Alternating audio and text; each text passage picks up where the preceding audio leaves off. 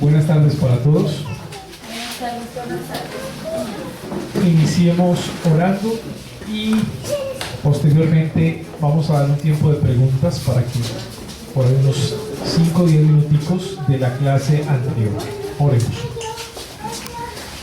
Padre nuestro, en esta tarde estamos delante de ti en el nombre de nuestro Señor Jesucristo. Estamos una vez más en este lugar, Señor, con corazón dispuesto para aprender más de tu palabra. Y en estos temas tan importantes como la doctrina de la iglesia, ayúdanos a comprender cada vez más esta doctrina. Sabemos, Señor, que es un tema teológico profundo, pero al mismo tiempo es un tema práctico. Sobre todo, enséñanos a ser equilibrados. Que a medida que vamos creciendo en el conocimiento de tu palabra, al mismo tiempo vamos creciendo en la práctica de tu palabra. Permite que tu iglesia, Señor, crezca en santificación.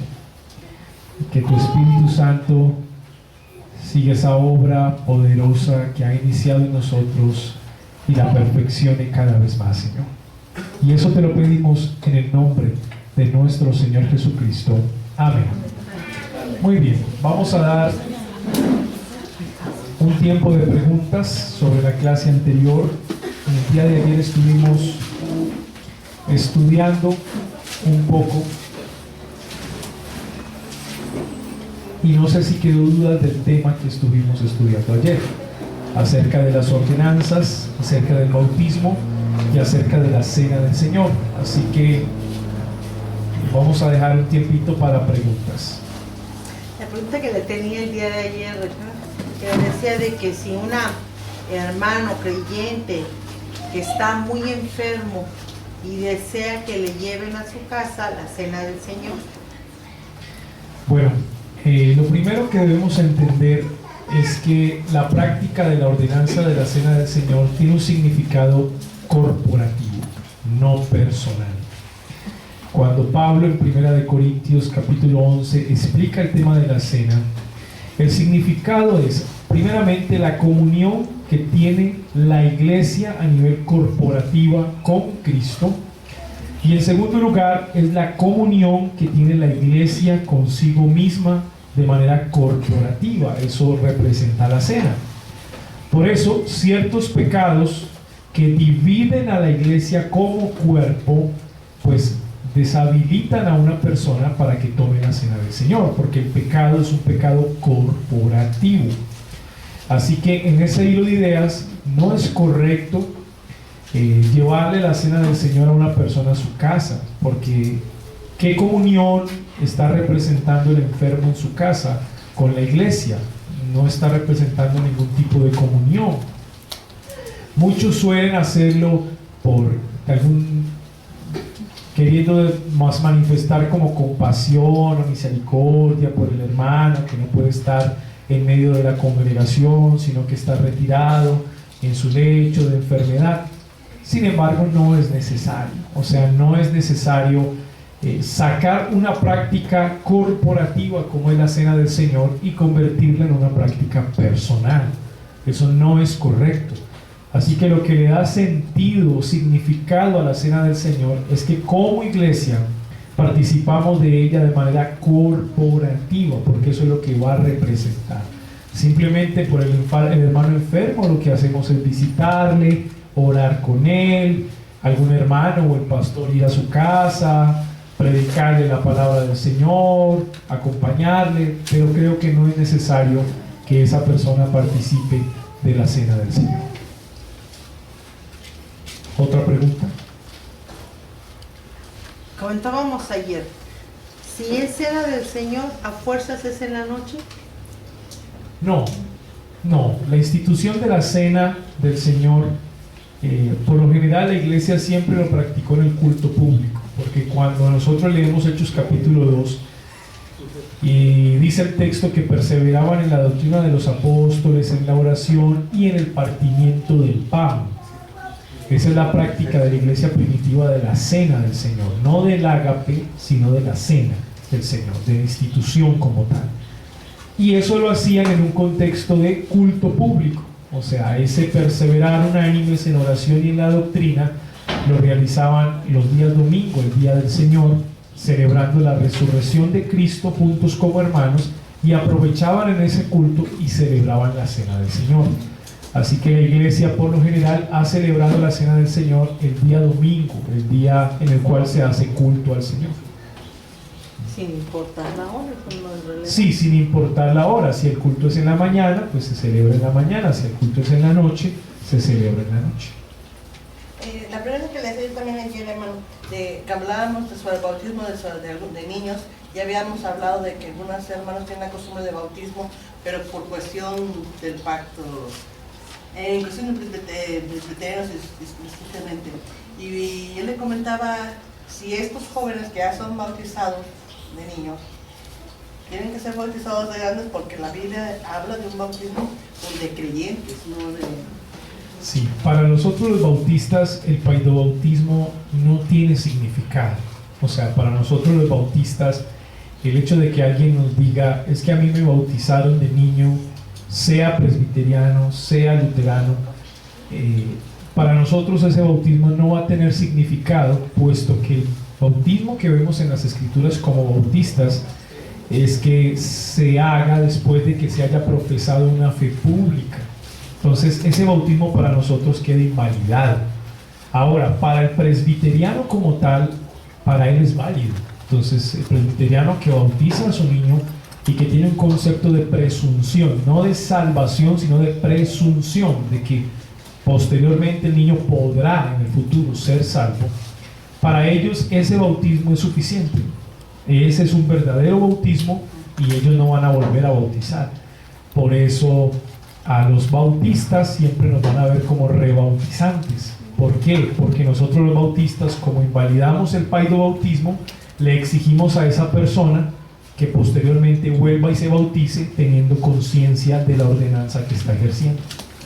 También considerando, por ejemplo, nuestros hermanos presbiterianos no practican el bautismo por inmersión. No, por aspersión. Entonces ya tampoco es parecido al bautismo que dice el Nuevo Testamento. No, por eso diferimos, en ese punto diferimos. Por eso somos bautistas y por eso no somos presbiterianos. ¿Alguna otra pregunta?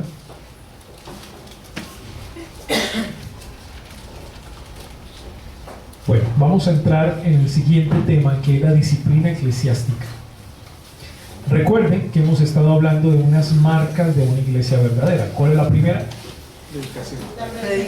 La predicación fiel de las Escrituras, que habíamos dicho que la mejor manera era la predicación expositiva.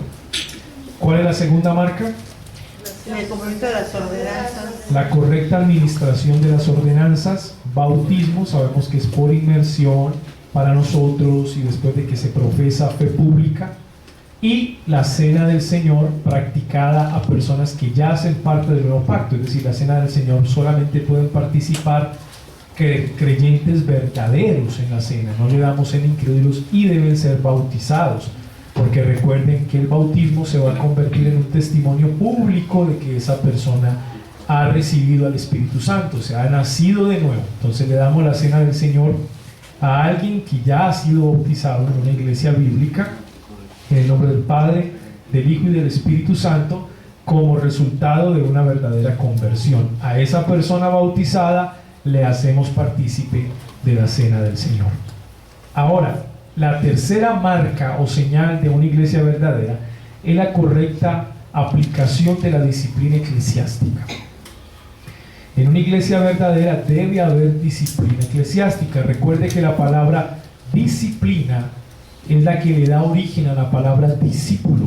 Un discípulo es aquel que se somete a la disciplina de su maestro. No es simplemente un seguidor, como muchos lo explican. Discípulo es el que sigue, no solamente es un seguidor, sino que es alguien que está dispuesto a someterse a la disciplina. Eso requiere obediencia a la enseñanza del maestro. Y encontramos dos tipos de disciplina. La primera disciplina es una disciplina preventiva. Como su nombre lo indica, ella va a prevenir a la iglesia para que la iglesia se guarde de todo pecado y tentación. A ver, pregunto, ¿cuál es la disciplina preventiva más importante o más característica?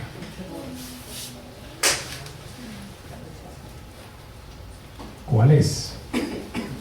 Si su objetivo es prevenir a la iglesia para que no caiga en tentación y no peque. La predicación expositiva. Exactamente, la predicación expositiva es la manera, la herramienta que va a ejecutar disciplina preventiva.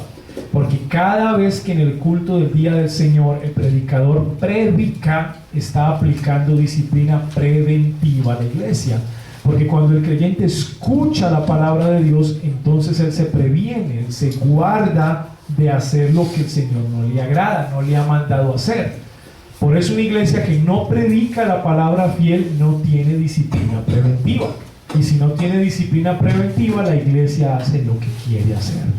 Así que en vez de crecer en santificación, lo que hace la iglesia es decrecer, no crecer sino decrecer. Así que la disciplina preventiva en primer lugar se realiza a través de la predicación fiel de la palabra de Dios.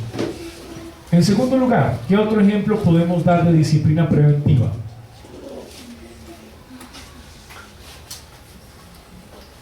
La oración. El estudio de la confesión. El estudio de la consejería. confesión. La consejería, la hermana está conectada. La consejería es una disciplina preventiva, la exhortación mutua. O sea, cuando los creyentes se exhortan unos a otros, cuando se da un consejo, hey, ojo con esto, no lo hagas así, ten cuidado. Eso entonces va a guardar al creyente de caer en pecado. El exhortarnos a nosotros mismos, el ir al hermano y decirle, hey hermano, mucho cuidado, ojo, te he visto que estás un poco relajado en esto, cuidado. Esa exhortación mutua de la iglesia es disciplina preventiva, porque guarda a la iglesia local de caer en una tentación, en un pecado. Una iglesia que no practica la autoexhortación entre ellos mismos es una iglesia que no crece en santidad. Ojo, exhortación no es regañar. Exhortar en su palabra etimológica es animar. Eso es exhortar, animar. Cuando alguien te corrige, te debe animar a hacer lo bueno y a dejar de hacer lo que estás haciendo. O te anima a tener más cuidado en tu caminar con el Señor y no darle lugar al diablo. La exhortación siempre tiene el objetivo de animar, no de desanimar. Si yo exhorto a alguien para desanimarlo, yo no lo estoy exhortando, lo estoy regañando. Así que la exhortación mutua es otra herramienta para ejercer disciplina preventiva, juntamente con la consejería. Cuando le da un consejo a un hermano, le damos una sugerencia a un hermano bíblicamente, hey mi hermano, esto. Cuando se aconseja a los novios, por ejemplo, a los novios se les dice, hey, mucho cuidado con esto.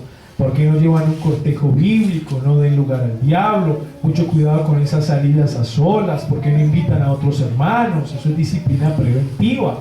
Porque estamos guardando a nuestros jóvenes de que caigan en pecado. Por eso se llama preventiva.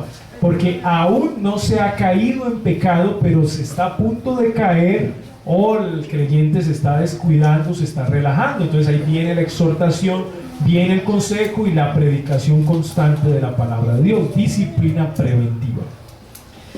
Pero hay otro tipo de disciplina que es la disciplina correctiva. En segundo lugar, disciplina correctiva. Esta disciplina correctiva corrige, miren bien, corrige al creyente porque el creyente ya ha caído en un pecado. O sea que cuando el creyente no acata la disciplina preventiva, no acata la predicación, no acata el consejo, no acata la exhortación, sino que cae en la tentación y peca, ¿cuál es el paso a seguir? La disciplina correctiva. Así que la disciplina correctiva se aplica ya cuando el creyente ha caído en un pecado. Ya se aplica la disciplina correctiva. Y esa disciplina correctiva es la que vemos en Mateo capítulo 18. Vamos allá.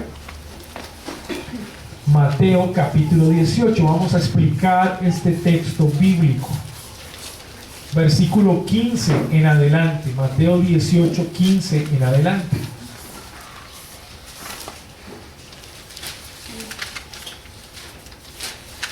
Yo lo voy a ir leyendo para irlo explicando paulatinamente.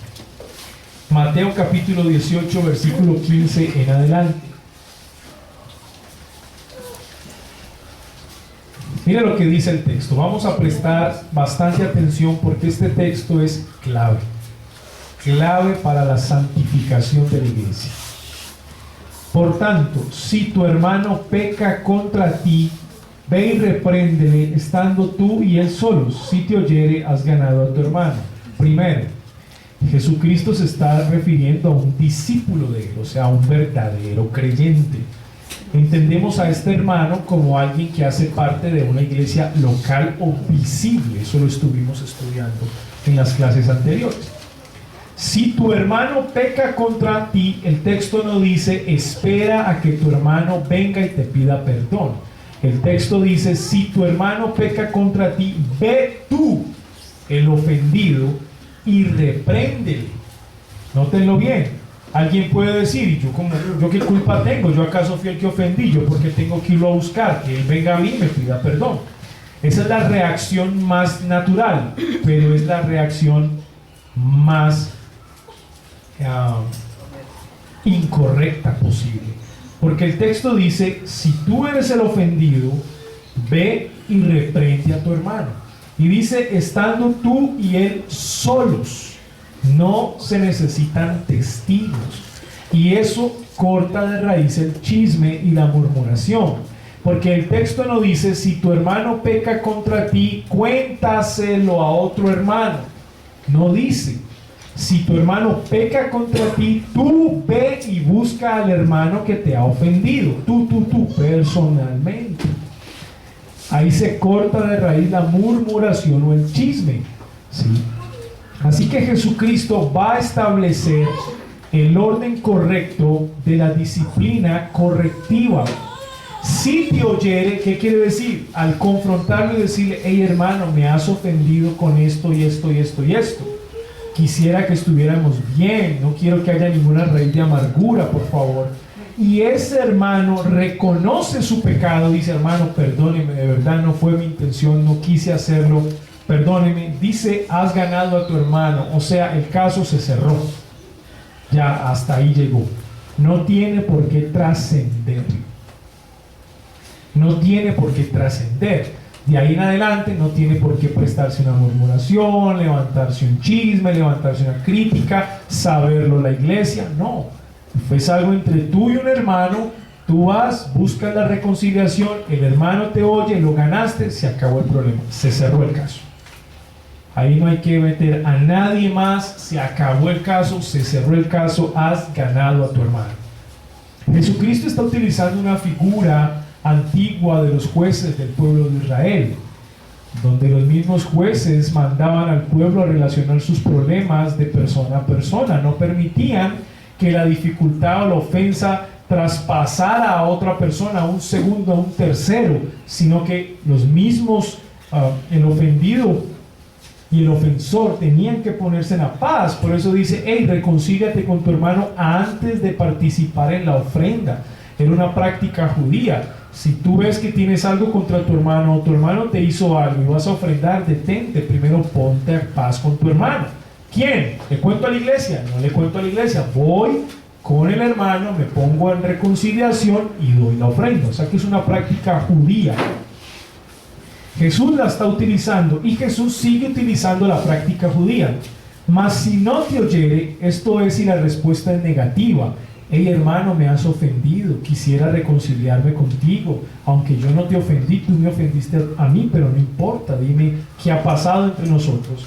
Si el hermano no lo oye, o sea, realmente no hay arrepentimiento, no hay perdón en el hermano, toma aún contigo a uno o dos, estos son testigos, para que en boca de 2 o 3 testigos conste toda palabra. Jesucristo está siguiendo la misma línea de los jueces del Antiguo Testamento. Los jueces del Antiguo Testamento no aceptaban un testimonio si no fuera con 2 o 3 testigos. Para ellos era muy importante recibir el testimonio de 2 o 3 testigos cuando se acusaba a un hermano. Así que Jesús está siguiendo el mismo parámetro que seguía el Sanedrín judío, que era la reunión por lo menos de unos 72 ancianos entre saduceos y fariseos. Eran quienes lo conformaban. Él está siguiendo esa figura y la está aplicando a la iglesia. Mírenlo bien.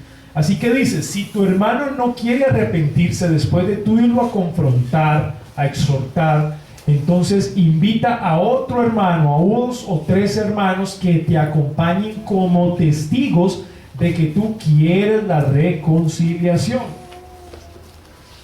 Entonces vamos con esos testigos a confrontar al hermano para que el hermano se arrepienta de su pecado. Hermano, aquí en boca de estos testigos vengo a decirte que por favor organicemos las cosas, solucionemos el problema, reconciliémonos. Y aquí traigo estos testigos para que ellos testifiquen de que en mí está la voluntad de reconciliarnos. ¿Quiénes pueden ser esos testigos? Esos testigos pueden ser el pastor de la iglesia, puede ser uno de esos testigos, ¿sí? Llevarlo ya, pastor, quiero invitarte con este hermano que me acompañes porque tengo que decirle esto, etcétera. O necesariamente no el pastor, sino 2 hermanos maduros. Por lo general tienen que ser hermanos maduros en la fe. No pueden ser neófitos, sino ya hermanos de la congregación que han alcanzado madurez en las doctrinas cristianas, son hermanos de buen testimonio. A esos es que yo les voy a pedir que me acompañen a confrontar al hermano y pues mostrarle que en mi corazón está el deseo de reconciliarnos. Si el hermano se arrepiente después de recibir la confrontación con estos testigos, hemos ganado al hermano. El caso se cierra. Ahí llegó el caso. No hay necesidad de traspasar ese caso, de transferirlo, de contarlo a la iglesia en general. No es necesario. El hermano ha mostrado arrepentimiento, pide perdón con los testigos, es suficiente. Ahí queda el caso, se guarda y muere. Ya. No es necesario. Pero si el hermano no los oye, versículo 7, si no los oyere a ellos, a los testigos, dilo a la iglesia. Entiéndase por iglesia aquí, membresía de la iglesia local. Membresía de la iglesia local. O sea que el siguiente paso es ese. Si el hermano aún llevándole testigos no quiere reconciliarse y no quiere pedir perdón, entonces ahí sí hay que llevar al hermano a la membresía de la iglesia local. ¿Qué es llevarlo a la membresía de la iglesia local? Es reunir a la membresía y contarle a la membresía lo que está pasando. Entonces el hermano fulano de tal ofendió o pecó contra el hermano fulano de tal. El hermano fulano lo fue a buscar, no lo quiso oír y llevó 3 testigos, que es el hermano fulano, el hermano fulano y el hermano fulano. Con ellos fue a confrontarlo, no se quiso arrepentir de su pecado. Ahora le contamos a ustedes, membresía, iglesia, para que ustedes vayan por el hermano que ha pecado y busquen su arrepentimiento. O sea que se le cuenta a la membresía no para que lo juzguen al hermano que ha pecado, sino que se le cuenta a la membresía para que la membresía busque al hermano que ha pecado y lo traiga en arrepentimiento. O sea, busque que el hermano se arrepiente y pida perdón al ofendido. La iglesia sale en busca del hermano como una especie de protectores, restauradores, que tienen el objetivo de levantar, restaurar, llamar, hacer arrepentir al hermano, no juzgarlo, no pisotearlo, no rechazarlo, no despreciarlo, sino ayudarle a que pida perdón y sea restaurado. Esa es la labor de la membresía, ir por él. Y si no oyere a la iglesia, versículo 17, es decir, ni aún con la presión de la membresía el hermano se quiere arrepentir, ni quiere reconciliarse, ni quiere pedir perdón, tenle por gentil y publicano. En otras palabras, ahí sí se va a declarar un juicio contra el hermano que ha pecado. Porque si a la membresía ya no le quiso oír, entonces el paso siguiente es la excomunión del hermano, de la membresía de la iglesia local. Esa expresión tenle por gentil y publicano es muy fuerte. Para nosotros es normal porque en el contexto de nosotros terminamos siendo los gentiles que hemos conocido al Señor. Pero para este tiempo, cuando Jesús le enseña a los discípulos que eran judíos, dentro de una visión judía de los jueces del Antiguo Testamento y el Sanedrín, llamarle gentil perro era lo que significaba realmente, o publicano, ladrón, era muy fuerte. En otras palabras, esta expresión para ese hermano que no se quiere arrepentir es impío. Es decir, tenle por impío o incrédulo o no un verdadero creyente, sino un falso creyente. De ahí en adelante, trátalo como un falso creyente, no lo puedes tratar como un verdadero creyente. Ahora, ese trátalo como un falso creyente es la membresía, es decir, la iglesia local lo va a empezar a ver como un impío, la iglesia local. ¿Qué se hace de manera práctica en ese caso? Se convoca a la membresía, lo que nosotros llamamos una asamblea extraordinaria. Por lo menos en nuestra iglesia hacemos 2 asambleas al año ordinarias, una a principio de año y otra a final de año. Esas asambleas son ordinarias porque a principio de año presentamos el presupuesto del año pasado, los gastos del año pasado, el presupuesto de ese año que empieza, los objetivos a alcanzar, el sueldo de los pastores del año anterior, el sueldo de los pastores a partir de ese año, si van a cambiar o no cambian. Damos a la iglesia reporte de lo que se gastó el dinero, las misiones, las nuevas obras, la ayuda a los hermanos, etc. Esa es la asamblea de principio de año ordinaria, y al final la asamblea de final de año, que también es ordinaria, es para dar cuenta de todo lo que se hizo en ese año. Por lo general se explica cuál es la enseñanza de los pastores, qué se enseñó en la escuela dominical o se va a enseñar, qué se predicó durante ese año o se va a predicar en ese año. Los pastores ahí explican: durante este año vamos a predicar tal libro, y el otro dice vamos a enseñar en el estudio tal tema. Todo eso se da a conocer en esas asambleas ordinarias para que la iglesia esté enterado de todo el movimiento de la iglesia local, tanto un movimiento financiero como un movimiento teológico. ¿Qué se va a enseñar? ¿Qué se va a dar? Ahí se expresa el trabajo de los pastores, sus consejerías, todo ese reporte detallado se lo da la iglesia. Pero la asamblea extraordinaria es una asamblea que no estaba prevista, o sea que no la tenemos en ninguno de principio ni fin de año, sino que es extraordinaria, es porque algo grave pasó, o se requiere dar un anuncio urgente a la membresía. Entonces se convoca a la asamblea de manera extraordinaria, algo que no estaba programado. Por lo general, pues estos pecados es algo que no está programado. Pues, ¿quién se va a preparar para los hermanos que van a pecar el otro año? Nadie. Es algo que resulta, hay que solucionarlo, y si hay que llevarlo a la membresía, hay que convocar a una asamblea extraordinaria que no estaba prevista. En esa asamblea extraordinaria se reúne a la membresía y se explica el caso a la membresía. Todo este proceso de este hermano que ha pecado, que ha ofendido, más se le ha ido a confrontar, más los testigos, todo eso se explica. Por lo general el pastor con anterioridad debe llamar al hermano y debe decirle: mi hermano, hemos convocado a una asamblea extraordinaria para tratar tu caso. Te invitamos a esa asamblea el domingo tal, de tal a tal hora. La idea es que puedas pedirle perdón a la iglesia en esa asamblea. De lo contrario, amado hermano, vamos a proceder a hacer disciplina correctiva contigo. En otras palabras, vamos a proceder a juzgarte si no te quieres arrepentir. Al hermano se le dice. Si el hermano no va a la asamblea extraordinaria, de plano está demostrando que no se quiere arrepentir. De plano, ya.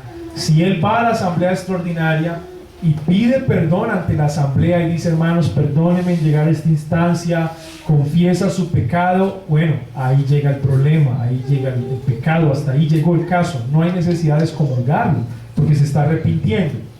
Pero si el hermano de plano no va a la asamblea extraordinaria, sino que huye, lo que está demostrando es que no tiene ningún deseo de arrepentirse de su pecado, no lo ve como tal, no quiere, tiene mucho orgullo. Entonces, en esa asamblea extraordinaria, si el hermano no va, ¿qué debe hacer la iglesia ahí? La iglesia va a practicar un rito. Mírenlo bien, versículo 18. De cierto os digo que todo lo que atéis en la tierra será atado en el cielo, y todo lo que desatéis en la tierra será desatado en el cielo. Aquí viene el ritual. Este ritual es un ritual judío. Jesucristo, vuelvo y repito, está tomando una figura de gobierno judía y la está aplicando a la iglesia local. ¿Qué es eso de atar y de desatar? Dentro de la comprensión judía, atar a una persona era retenerle los pecados a esa persona. En otras palabras, no perdonar el pecado de esa persona. No perdonarlo, ¿por qué? Porque la persona no se quiso arrepentir. Para el judío, atar a una persona era cuando esa persona no se ponía a paz con el ofendido, no le pedía perdón a la familia que ofendió o lo que hizo, su ofensa como tal, no pedía perdón. Entonces esa persona ante los jueces judíos quedaba atada, es decir, con una deuda. Una deuda. Esa persona quedaba de ahí en adelante con una deuda ante el Sanedrín. ¿Sí? Es como un fugitivo, en otras palabras, un fugitivo. Es decir, está huyéndole a la confrontación, se nos ha escapado, es un fugitivo. Pues ante la ley del gobierno judío, era un fugitivo, era una persona que le debía al pueblo, le debía. O sea, quedaba con una deuda, quedaba atado, debiéndole al pueblo. Jesucristo aplica esta enseñanza a la iglesia. Cuando ese hermano no viene a la membresía a pedir perdón, es un fugitivo de la iglesia. Está queriendo escapar de la confrontación. Por lo tanto, queda atado a la iglesia local. ¿Qué es atado? Con una deuda a la iglesia local. A una deuda que debe pagar. ¿Cuál es esa deuda que debe pagar? Pues debe arrepentirse, pedir perdón públicamente de su pecado. Queda atado a la iglesia local. ¿Qué quiere decir eso de desatarlo? Y todo lo que desatéis en la tierra será desatado en el cielo. Es cuando el hermano pide perdón a la membresía. Cuando el hermano viene, asiste a la asamblea y pide perdón a la membresía, la iglesia perdona su pecado y lo desata de la deuda. Es decir, ya no le debes nada a la iglesia. Ya tu pecado ha sido perdonado por la iglesia. Ya no eres un fugitivo, ya no le debes nada a la ley de la iglesia. Así pasaba con el judío. Ya no le debes nada al Sanedrín judío. ¿Por qué? Porque has venido a pagar tu deuda. ¿Sí? Esta es como la ilustración de desatar y atar, pero hay algo más impactante. Se los voy a leer. De cierto os digo que todo lo que atéis en la tierra, mírenlo bien, en otras palabras, es decir, si ese hermano no se presenta a la asamblea y no pide perdón, le queda debiendo a la iglesia local.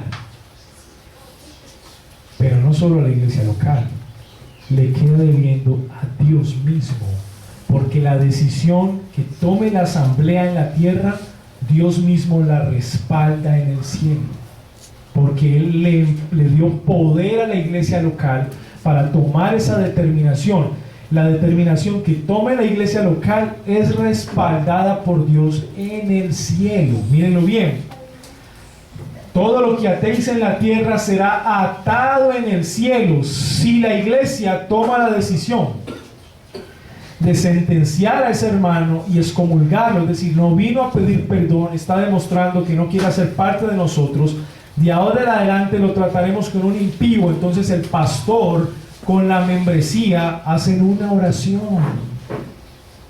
y el pastor dirige la oración, los miembros lo acompañan y es una oración más o menos así: Padre nuestro, tú conoces la situación de nuestra iglesia local, tú conoces la situación de esta persona, no hermano, persona, que ha estado con nosotros durante tanto tiempo, que se hizo bautizar, que tomó el curso de confesión de fe, que lo aceptamos como miembro oficial de nuestra iglesia local, pero que ha caído en este grave pecado, Señor, el cual fue confrontado, no se quiso arrepentir, se le llevó testigo, Señor, no se quiso arrepentir, la iglesia lo buscó, no quiso escuchar a la membresía, hoy se le citó, dándole la última oportunidad, Señor, no vino, le está huyendo a la confrontación.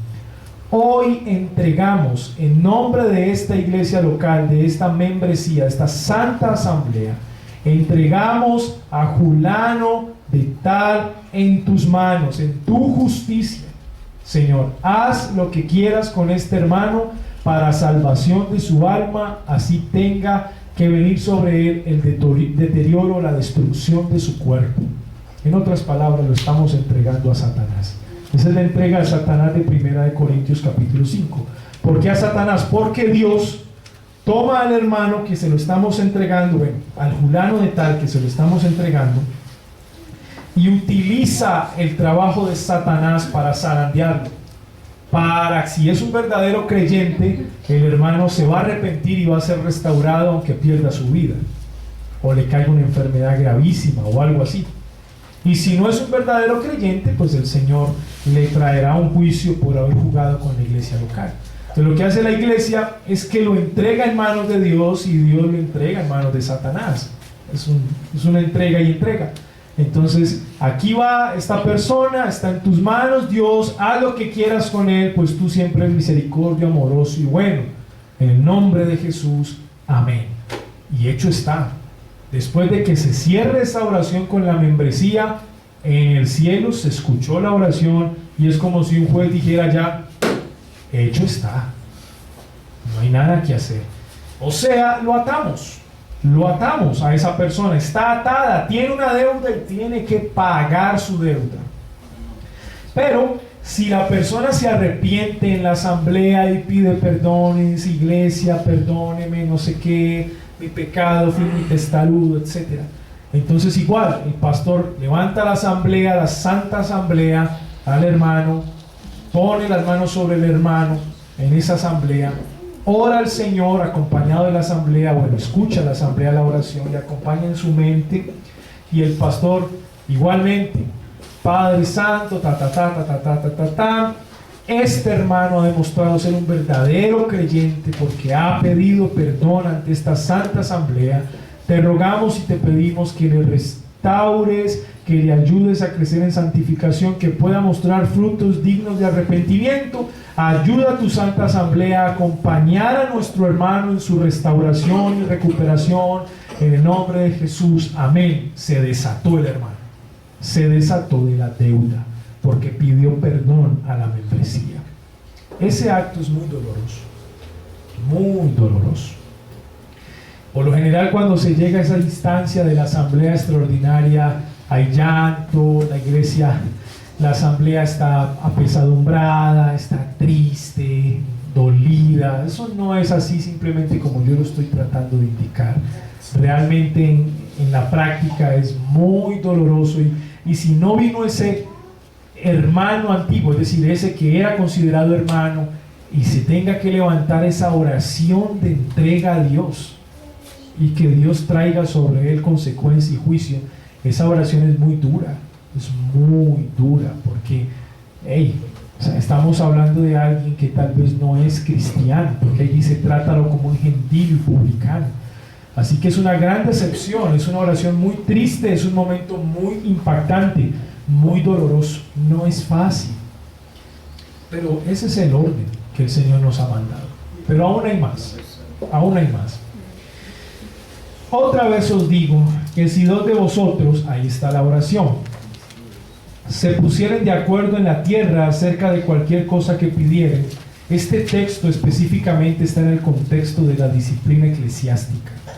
Aquí el autor está describiendo cómo la oración de la iglesia en el momento de la disciplina eclesiástica es una oración escuchada por Dios. Sea que la iglesia pida para atarlo, o sea que la iglesia pida para desatarlo, le será hecho por mi Padre que está en los cielos. Eso es lo que en primera instancia significa este versículo, en su intención original. Ahora noten el testigo, el Padre, versículo 19. El Padre es testigo en la santa disciplina.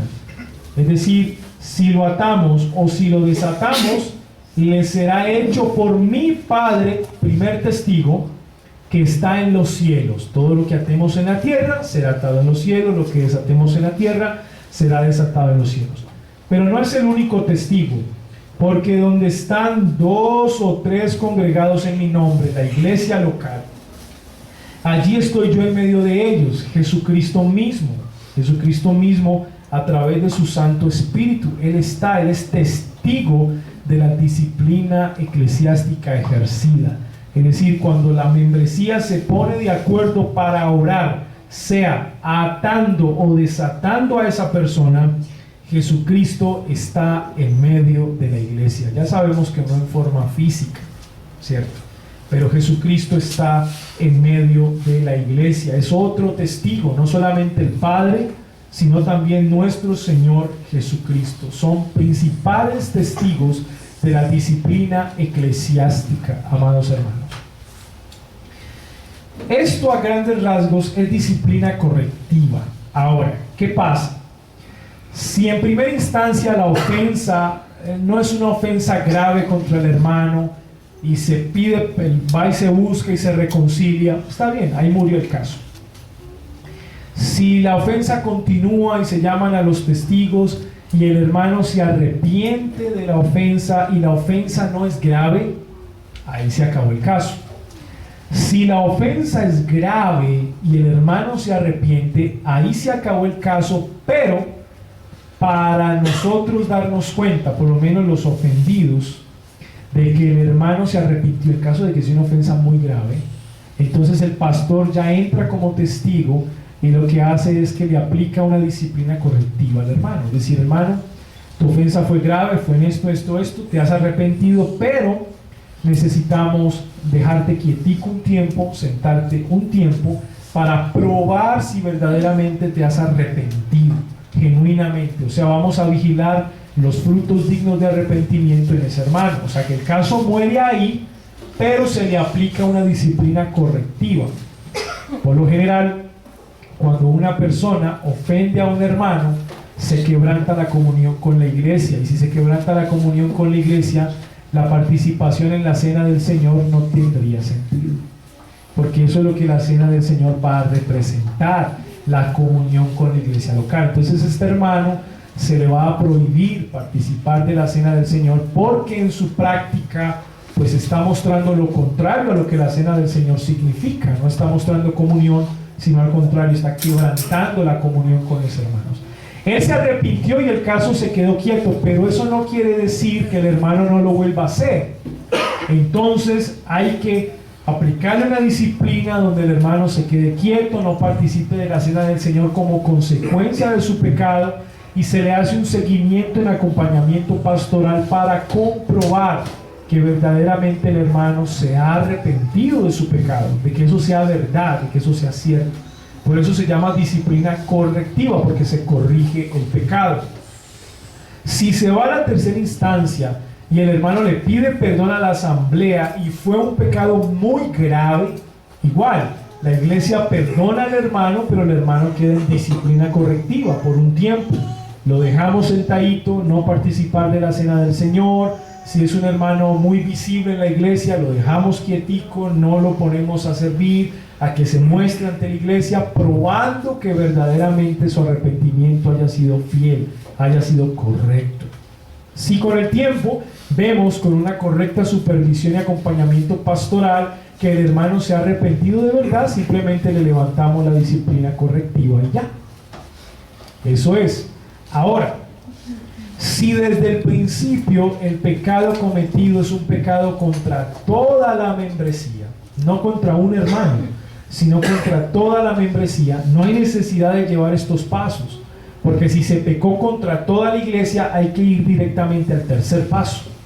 O sea, que el hermano se presente delante de la membresía ante la cual pecó y directamente pida perdón. O sea, no hay necesidad de llevar testigos, porque su pecado fue contra toda la congregación. Por lo general, cuando es un pecado de adulterio, fornicación, que son pecados ante toda la membresía, porque hieren a toda la iglesia local, quebrantan la comunión con toda la iglesia local. Esos hermanos que caen en adulterio, que caen en fornicación y que quieren arrepentirse, deben venir a la membresía y pedirle perdón a la membresía. O sea que el caso es llevado al tercer lugar. No es necesario llevar testigos, no es necesario, no, porque el pecado fue contra la iglesia misma, directamente contra toda todo el cuerpo de la iglesia, o sea que ante el cuerpo el hermano debe ir a pedir perdón directamente, no es con 2 o 3. ¿Por qué? Porque es algo que ha quebrantado toda la membresía en general, es un pecado que ha partido a la iglesia. Entonces estamos hablando de pecados más bien de tipo escandalosos, que no se pueden tener ahí y tener un proceso lento, sino que directamente hay que confrontar con la iglesia y que pidan perdón a la iglesia y se les pone bajo disciplina correctiva eclesiástica, probando sus frutos dignos de arrepentimiento. Puede ser el adulterio, puede ser la fornicación, puede ser el chisme incluso. Cuando un hermano está practicando el chisme y ya se ha metido en la membresía de ese hermano y está haciendo daño a toda la membresía, y hay que ir por el hermano, y si el hermano dice, no, yo estoy muy arrepentido, entonces ven y díselo a la iglesia. Porque su pecado de murmuración fue tal que quebrantó a toda la iglesia local. Ahí no es de primer y segundo paso, es directamente nos saltamos al tercer paso, porque ante la iglesia ha pecado. Entonces el hermano tiene que venir ante la membresía general y pedir perdón por sus murmuraciones, sus chismes, y se debe poner en disciplina eclesiástica, donde vamos a probar que de verdad ha detenido su murmuración. Con el caso del adúltero, pues vamos a probar con su esposa si verdaderamente ha detenido su práctica. En el caso del fornicario, pues en el acompañamiento pastoral, pues vamos a mirar si ha detenido la práctica de fornicación. Para eso se pone en un periodo de prueba y de disciplina correctiva, ¿sí? Pierde los beneficios como consecuencia de su pecado que ha quebrantado la comunión con la iglesia. Así que esto a grandes rasgos es disciplina correctiva. Hay un texto en Primera de Corintios. Vamos allá, Primera de Corintios, creo que es el capítulo 5. Un caso de inmoralidad juzgado. Es un caso muy parecido a lo que estamos viendo en Mateo capítulo 18, y es un caso de verdad extravagante. Mira lo que dice Primera de Corintios capítulo 5. De cierto se oye que hay entre vosotros fornicación. Miren, es el pecado de fornicación. Y tal fornicación cual ni aún se nombra entre los gentiles. O sea, vuelve la comparación. Este hermano se está comportando peor que un impío.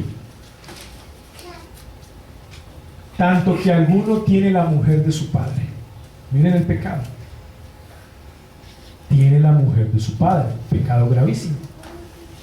Y vosotros estáis envanecidos. ¿Qué quiere decir? Pues no han hecho nada. Saben que ese hermano tiene la mujer de su padre y nadie le ha dicho nada. Entonces Pablo está cansado ya, está enojado.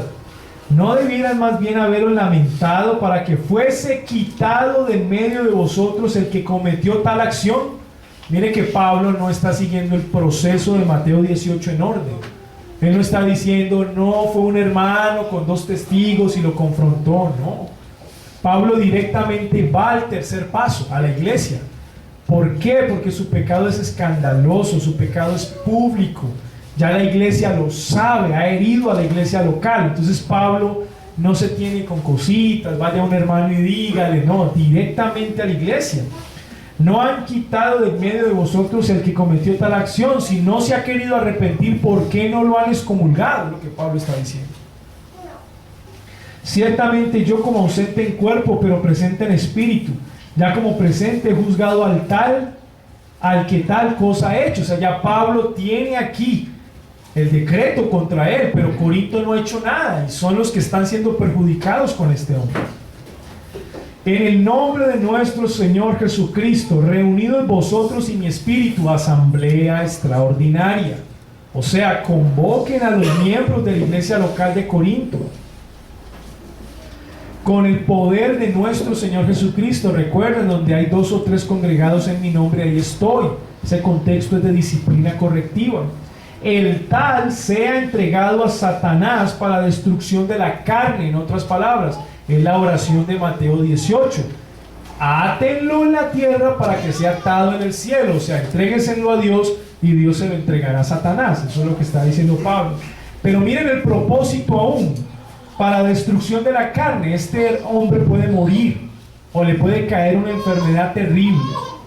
Pero si es un verdadero creyente, Pues bueno, a fin de que el espíritu sea salvo en el día del Señor Jesús.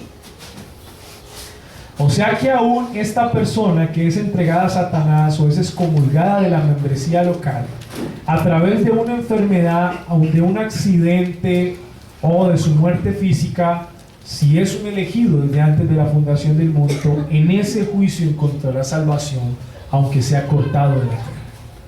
O sea que su propósito final sigue siendo la restauración de la persona. Si no es un elegido, pues simplemente Dios traerá sobre él castigo y lo tratará como un impío.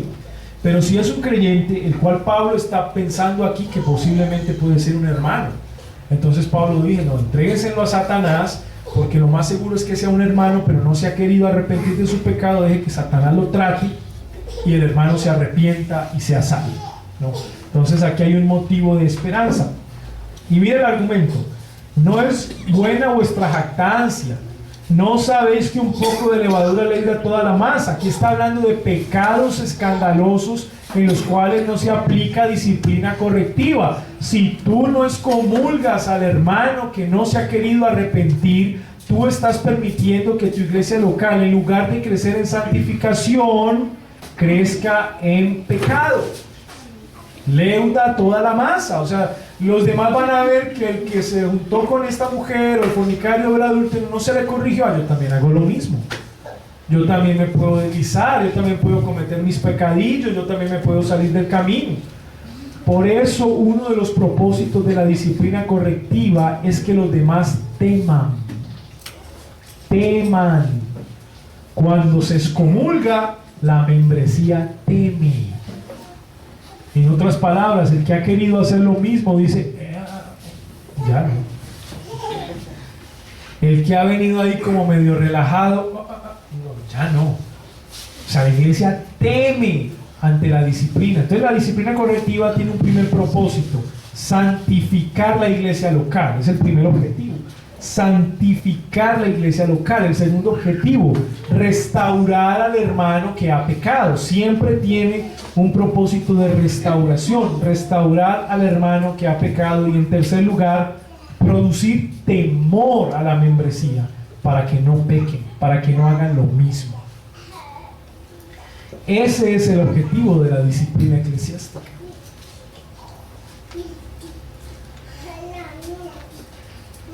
Mírenlo bien, esta disciplina eclesiástica no se le puede aplicar a un asistente de la iglesia, se le tiene que aplicar a un miembro de la iglesia. Entonces, una iglesia que no tenga una membresía oficial, pues va a estar un poco complicado aplicar disciplina. Sin embargo, aunque no tengan una membresía oficial, el pastor sabe qué personas están comprometidas de plano con la iglesia local y debe aplicar disciplina y qué persona no. Por eso mi principal consejo para que la disciplina eclesiástica sea una bendición es que la iglesia local tiene que trabajar por la membresía oficial.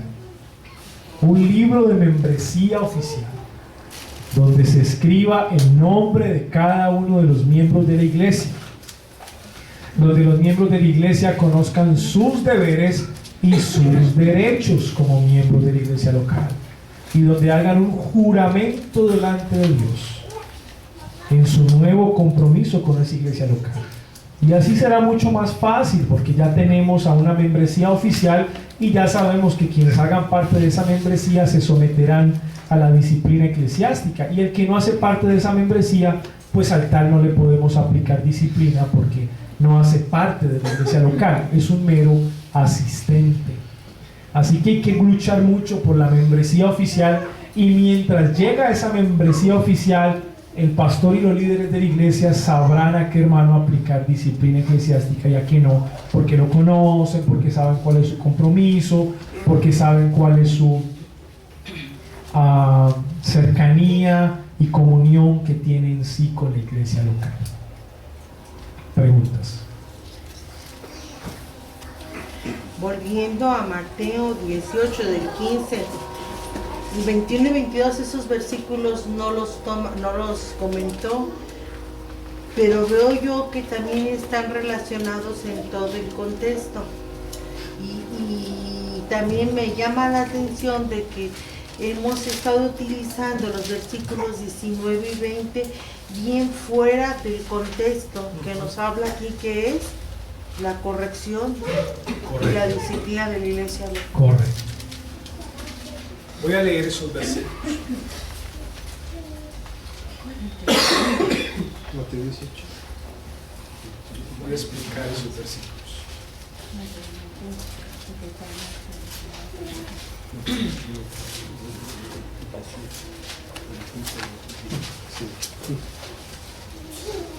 Dice el versículo 21. Entonces se le acercó Pedro y le dijo: Señor, ¿cuántas veces perdonaré a mi hermano que peque contra mí? ¿Hasta 7? Jesús le dijo: no te digo hasta 7, sino aún hasta 70 veces 7. Definitivamente el cierre de la unidad de pensamiento nos demuestra que el caso es un caso de disciplina y de comunión de la iglesia, porque está en juego el perdón de los pecados entre hermanos. Así que el proceso que describe Mateo en los primeros versículos que leímos es en busca del perdón, y no el perdón buscado por el que ofende necesariamente, sino el perdón buscado por el ofendido. Y eso es lo que más impacta, porque alguien puede decir: no, pues si él pecó contra mí, que él venga y me busque. Pero no es así. En el contexto, el ofendido incluso debe buscar al que le ofendió y debe perdonar su ofensa.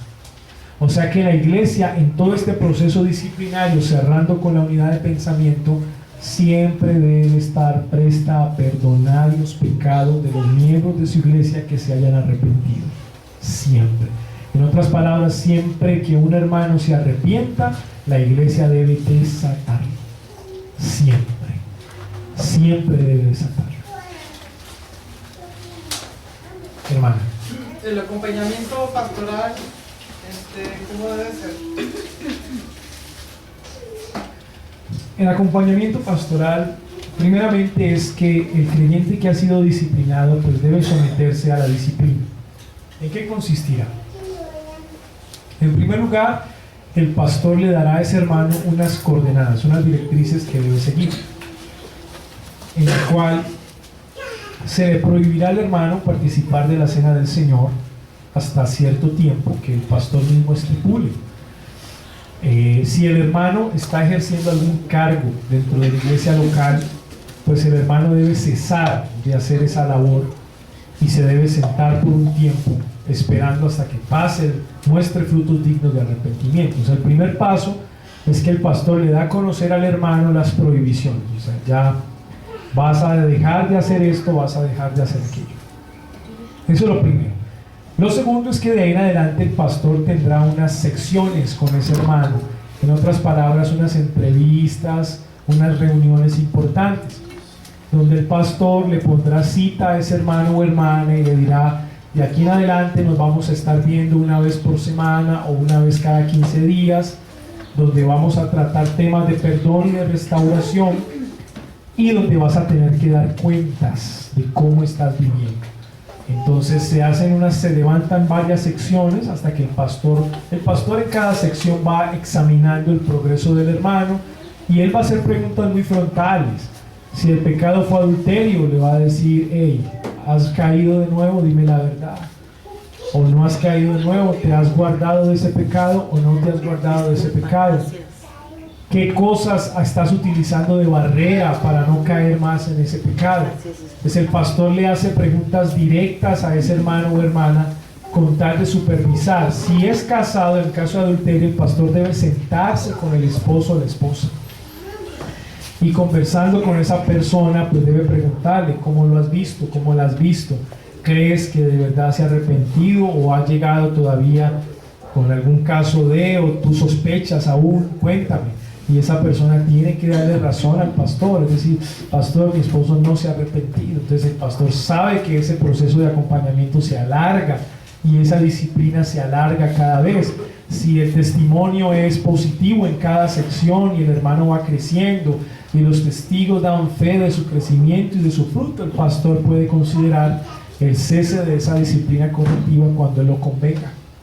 Pero se deben levantar secciones donde el hermano disciplinado se vea con el pastor y se trate el tema. Cuando en la iglesia hay parejas que no se han casado, se tiene que tratar como... Claro, porque si hay parejas que no se han casado, pues deben casarse. Pero están en pecado. Sí, claro, porque están en fornicación. Ese caso debe tratarse, el pastor debe sentarse con esa pareja y debe aconsejarle que se casen. Por lo general esa pareja no puede participar en la iglesia en ningún cargo oficial. Ni de la cena del Señor. No, ni de la cena del Señor. Tiene que casarse. Por eso allí entra lo de la membresía, hermano. La para membresía, que el pastor correcto. conozca a los feligreses o a... Exactamente, una membresía oficial hace que el pastor conozca con mayor cercanía y profundidad las ovejas y hace que al momento de ejercer disciplina eclesiástica sea más contundente y no le tiemble la mano, porque es su oveja por la cual él le dará cuentas a Dios en el día del juicio. O sea que al pastor no le puede temblar la mano a la hora de aplicar disciplina eclesiástica. Primero la hermana, creo que tú ibas a preguntar algo, sí, y después Isaías. En el caso de adulterio, que hay un supuesto arrepentimiento, pero la esposa dice, yo no veo que sea arrepentido genuinamente. Si ¿se tiene que seguir como con un acompañamiento pastoral o ahí se tiene que hablar nuevamente con la iglesia?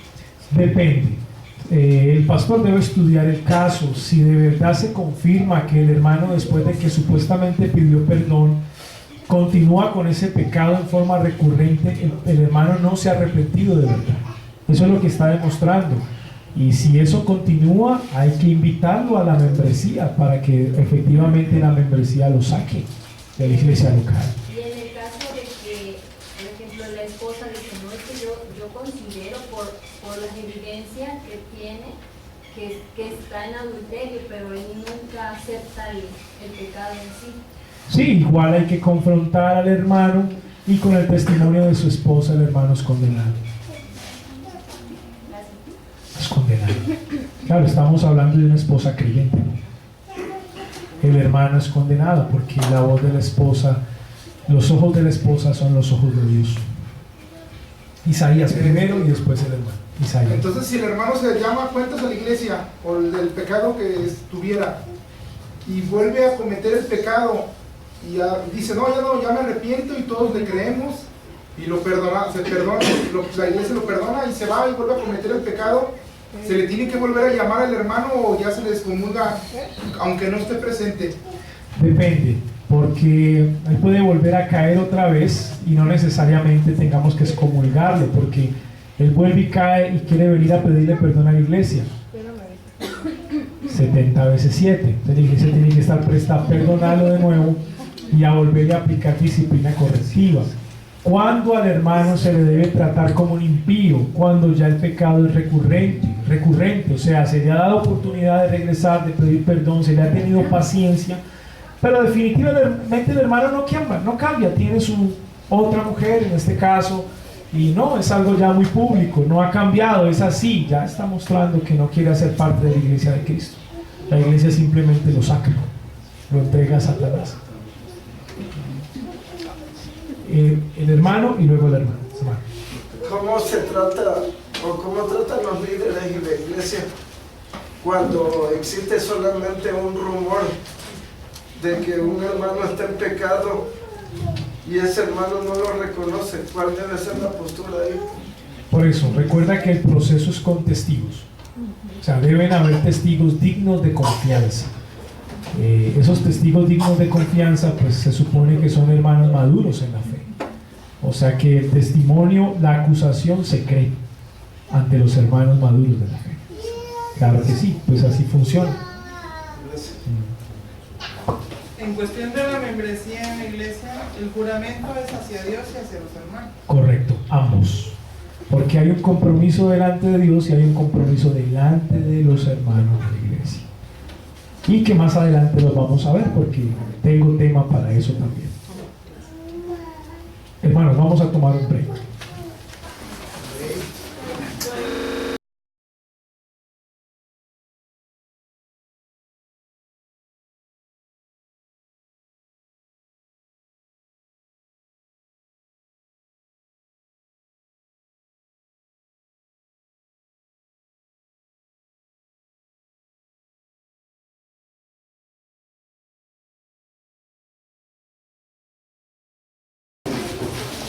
Muy bien.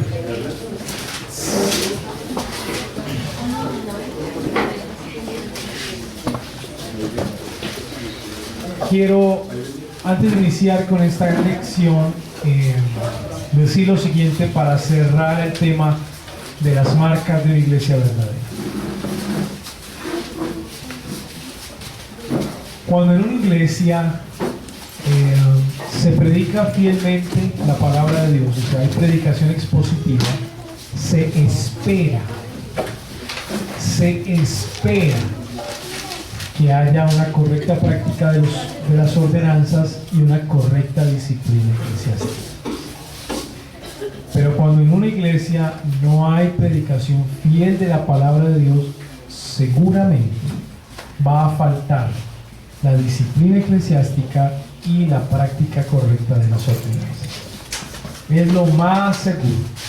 O sea que todo el problema inicia con la predicación fiel de la palabra de Dios. Si una persona determina o identifica que en su iglesia local no se está predicando fielmente,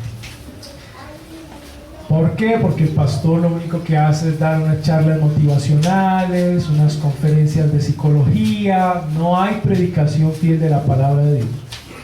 Lo que debe hacer ese hermano con este conocimiento que le estoy dando es que debe agendar una cita con su pastor. Debe sentarse con él y debe decirle al pastor, pastor, ¿qué está pasando? Yo me congrego en esta iglesia, soy miembro de esta iglesia, pero no estoy viendo una predicación fiel de las escrituras, estoy escuchando muchas charlas, mucha psicología, mucho testimonio personal, me gustaría saber qué está pasando.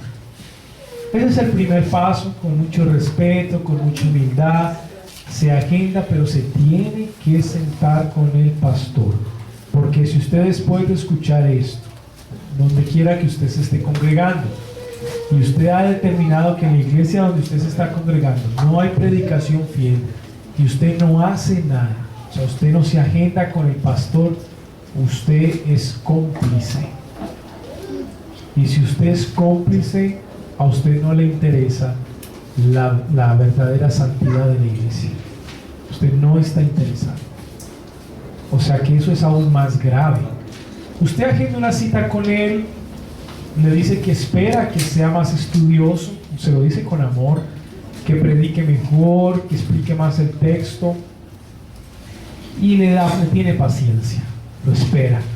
Si usted ve que definitivamente el pastor no cambia, no está interesado en cambiar, al contrario, lo que hace es echarle ya a usted, ¿cómo se dice? Sí. El avión. Muy bien. Entonces usted se está dando cuenta que usted en esa iglesia ya no es bienvenido.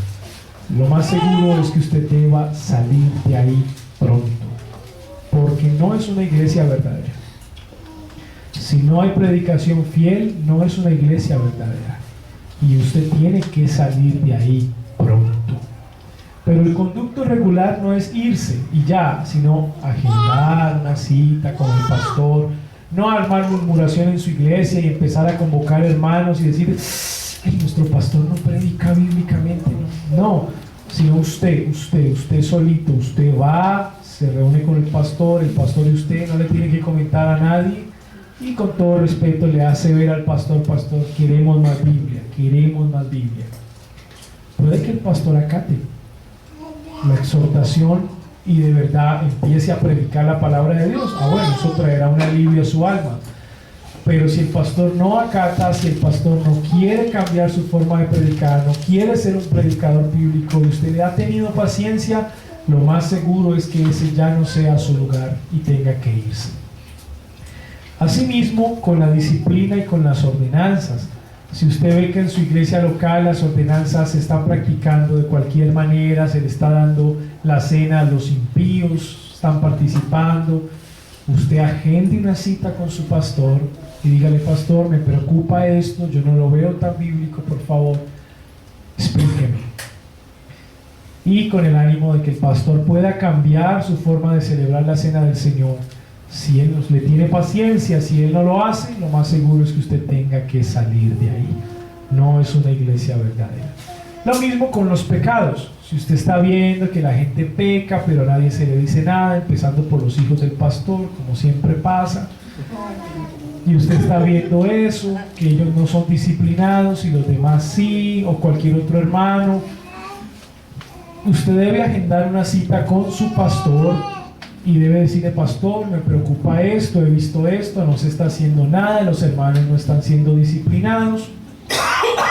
Pastor, por favor, se le tiene paciencia para que ejecute disciplina. Si no lo hace, lo más seguro es que usted no deba estar más ahí. Deba buscar una iglesia bíblica. Pero ese es el detonante. El detonante no es oír: ay, mire, el hermano explicó esto, vas a tu iglesia y te vas. No, ese no es el paso a seguir. El paso a seguir es que por lo menos agendes una cita con el pastor antes de tomar cualquier decisión. Y ya agendando una cita con el pastor te vas a dar cuenta entonces cuál es el paso a seguir. Lo digo porque los hermanos, cuando escuchan alguna verdad de la palabra que antes no conocían, se emocionan mucho y van a sus iglesias locales que no ven muy cercanas a la Biblia y van directamente a agresividad, con ofensa, con ánimo de dividir, destruir, salir. Bueno, no es la actitud correcta. Primero hay que hablar con el pastor, exhortarle en amor y tenerle paciencia, darle el chance de que pueda corregir los errores.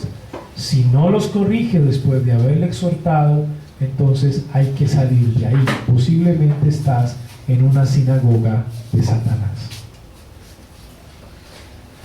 Dentro del gobierno de la iglesia encontramos diferentes tipos de gobierno a lo largo de la historia. Los cuáqueros, pietistas y moravos rechazan todo gobierno eclesiástico.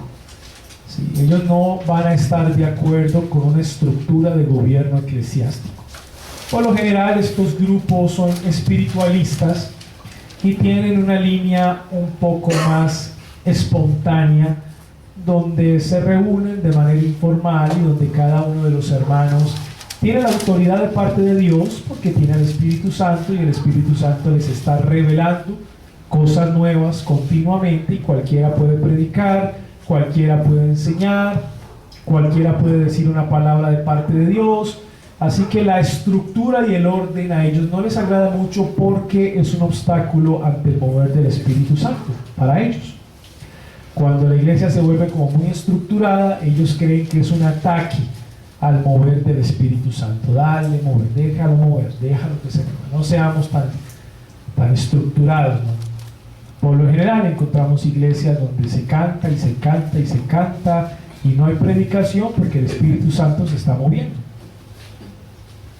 Lo cual ya sabemos que es antibíblico, porque lo más importante de un culto es la predicación, no son los cánticos.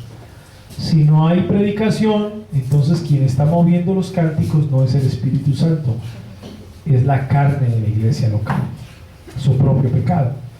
Así que estos grupos un poco más espiritualistas no son tan estructurados, son más bien espontáneos, usan mucho la improvisación y la justifican que es un mover del Espíritu Santo.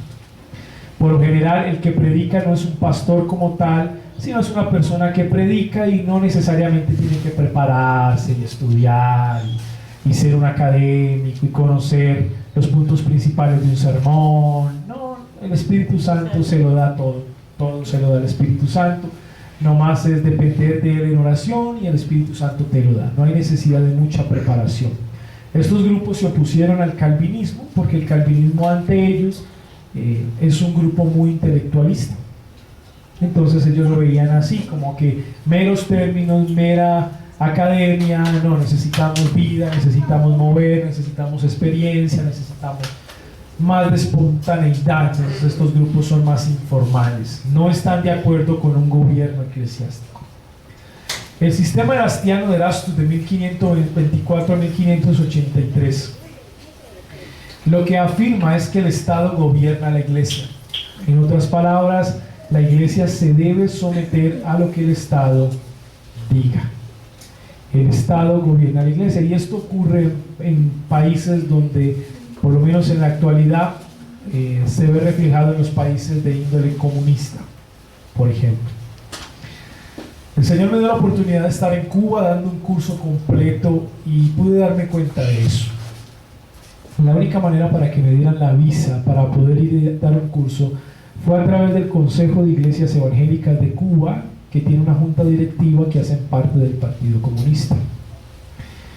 El hermano pastor de una iglesia bautista reformada, que fue el que me invitó, no pudo dar el curso en su iglesia porque la junta directiva del Consejo de Iglesias Evangélicas se lo prohibió.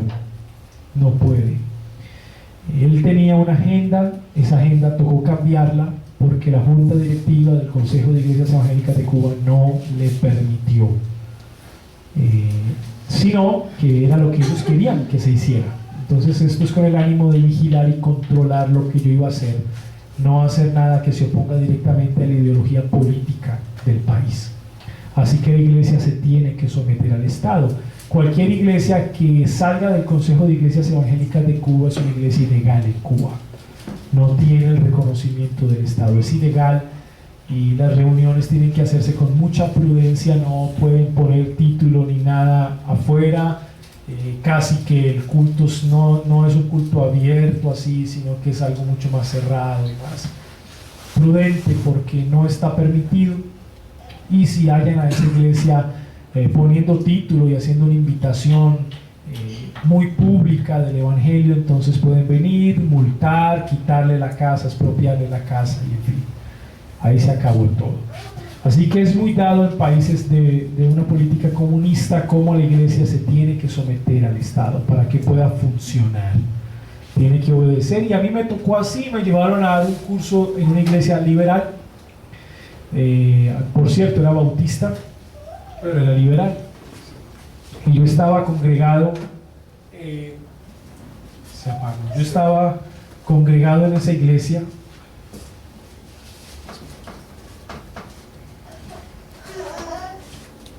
y me invitaron a predicar el domingo. Entonces ellos celebran en Cuba el Día del Padre con mucha más fuerza que como lo celebramos en Colombia, no sé aquí en México. Y yo, el pastor de esa iglesia es un hombre muy ecuménico, hace parte de la junta directiva de Iglesias Evangélicas de Cuba, él se reúne con luteranos, morados, pietistas, anglicanos, católicos, romanos, es ecuménico. Y él me dijo algo referente a los padres y yo prediqué el 5.º mandamiento, honra a tu padre y a tu madre. Pero cuando estaba ahí adelante, ¿Sí está cargando todo? Sí, porque está en verde. Cuando yo estaba adelante con el pastor de la iglesia bautista reformada, mira donde terminamos los dos reformados en una iglesia liberal. Él estaba al lado mío cuando yo voy viendo que va entrando un tipo con un pantalón muy apretado, un tipo blanco con ojos claros y unos aretes aquí y una camisa rosada y hablando, saludando a la iglesia con una voz muy... se le partía la voz, en Colombia decimos así, se le partía la voz, no sé cómo digan. Y yo dije, ve, cuando yo voy viendo que el hombre se va montando a la tarima, y el hombre era el baterista de la iglesia, y era un homosexual. Claro, ahí es donde uno quiere salir corriendo de la iglesia, pero no se puede. Ya el Señor me dio la oportunidad de estar acá, prediquemos. Necesita esta iglesia predicar, porque lo más seguro es que más de uno no sea creyente verdadero. Y el Señor me dio la oportunidad de predicar en esa iglesia. Cada vez que hablaba del Padre, yo siempre decía, hay que honrar a Padre y Madre, Padre, hombre. Siempre lo decía. Sí, Padre, hombre. Hay que honrar al Padre, hombre de la casa. Y me miraban raro. Pero bueno, se predicó la palabra del Señor en ese lugar, pero todo se hizo conforme como el Consejo de Iglesias Evangélicas de Cuba decía, porque el Partido Comunista lo exige así. Y fue la única manera de poder entrar con una visa religiosa, de lo contrario no hubiese podido ir. La reunión que tuve con los pastores, tuve una reunión con 50 pastores, la gran mayoría de la Convención Bautista en Cuba, de Oriente y Occidente. Eran bautistas generales,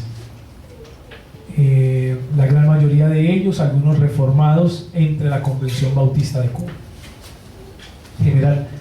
y me reuní, eran más o menos unos 50 pastores, y esa reunión incluso fue supervisada por el Estado, porque nos dejaron reunirnos en un lugar que ellos mismos eligieron donde teníamos que reunirnos, y todo se hace así, o sea, no hay libertad. Así que la iglesia es un ejemplo que pongo para mostrar el sistema erastiano, donde definitivamente el Estado gobierna la iglesia. O sea, es un ejemplo creo que exagerado, pero real, para que podamos entender este tipo de gobierno.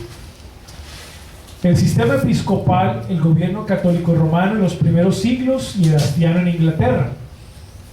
Es decir, el sistema episcopal maneja una figura de obispos, episcopo, de episcopal, obispos. Episcopos en griego significa obispo, supervisor de la grey, ese es el significado. Supervisor de la grey.